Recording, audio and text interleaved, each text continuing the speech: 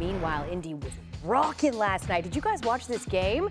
Pacers star Tyrese Halliburton notching his first triple-double, leads Indiana to a win over the heavily favored Celtics in the quarterfinals of the in-season tournament, and they were losing it. He had 26-10-13, didn't even feel great in the first half.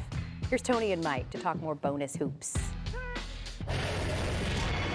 Hi, Wilbon. Will the NBA's in-season tournament experience help unproven teams like the Pacers and the Pelicans? Unproven teams, Tony, I think so. And depending on what happens with the Knicks and Bucks tonight, I mean, the Bucks, no. The Knicks, maybe so.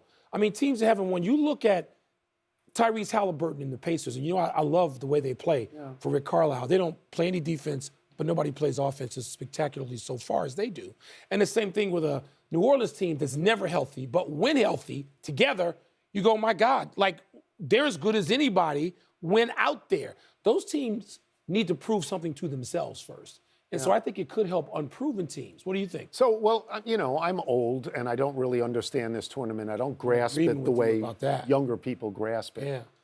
And so I'm inclined to be dismissive of it. But if you watch the crowd shots last night in the Indiana game, if you watch the shots of the players after the game, they seem to really get excited by having won this. And the fans really excited. So the fans didn't look at it the way I did, that it's a win in December. What does it mean? It's 60 more games to go.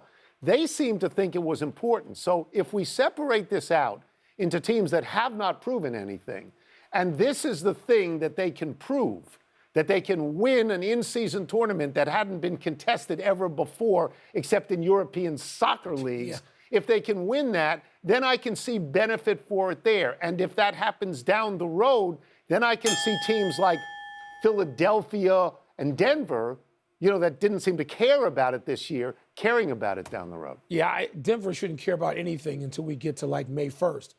But I'm starting to sort of swing over to your side on the crowd and the players seem sold. This must be a generational thing. I think the court has something to do with it. I think the look of the court. You didn't see the one in Chicago. Well, no, it's so red you can't even determine the ball from the court. My only overall feeling about this is that, differently from soccer, there are playoffs in the NBA. The playoffs count for everything. So I think they should somehow tie winning this tournament to some sort of playoff guarantee. Tiebreakers, maybe. Stop with the point differential. Again, theft from soccer. Huh?